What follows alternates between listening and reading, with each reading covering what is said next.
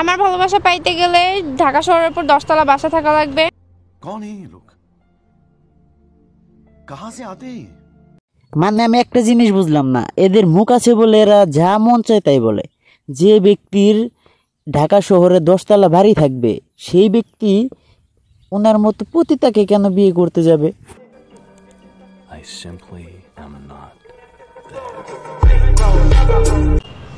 20 লক্ষ টাকা মানে স্যালারি মান্থলি হওয়া লাগবে। मारो मुझे मारो मारो मुझे मारो मारो नहीं ये मजाक हो रहा है एक सेकंड यार।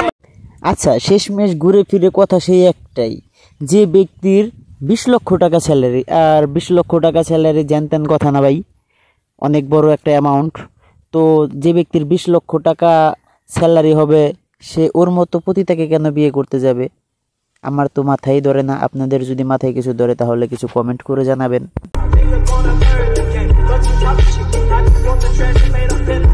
আর হচ্ছে প্রত্যেক মাসে একটা করে আইফোন চেঞ্জ করা যাবে এরকম অ্যাবিলিটি থাকা লাগবে। যে ব্যক্তির ঢাকা শহরে 10 তলা বাড়ি এবং 20 লক্ষ টাকা মান্থলি স্যালারি, সে প্রতি মাসে আইফোন কেন চেঞ্জ করে দিবে তোমাকে? সে তো প্রতি মাসে তোমার মতো একটা করে মাগি চেঞ্জ করে নেবে, প্রতি মাসে তোমার মতো একটা মাগি চেঞ্জ করে নেবে। মানে তোমার চাইতে ভালো ভালো আপডেট ভার্সনের মাগি আসবে তার কাছে। মানে সে তো মানে যেন তেন কথা না,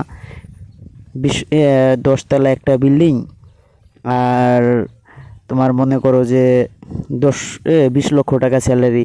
তো তোমার মতো মাগির পিছনে সে কেন টাকা নষ্ট করবে? তার পিছনে রোজ রোজ একটা করে নতুন মাগি আসবে। বুঝো না এই ব্যাপারটা?